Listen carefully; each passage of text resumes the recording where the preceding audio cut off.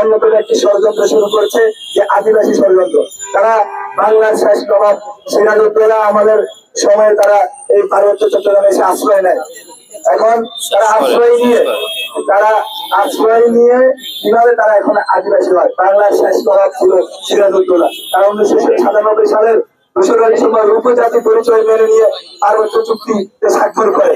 তারা 2008 সালে 10 বছর পরে এসে আদিবাসী দাবি করে।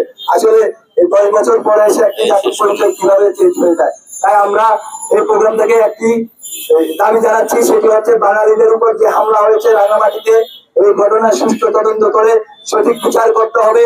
সর্বপ্রথম যে সংঘাত ও বৈষম্য বিরোধী পাহাড়ি ছাত্র আন্দোলনের ব্যানারে যারা সেখানে প্রোগ্রাম ডাক দিয়েছে, তাদের প্রত্যেকজনকে সেখানে আইনের আওতায় আনতে হবে। আইনের আওতায় এনে বাঙালিদের সেখানে দোকানপাট পুরো আগুন দিয়ে পুড়িয়েছে, লুটপাট করেছে, মসজিদে হামলা করেছে,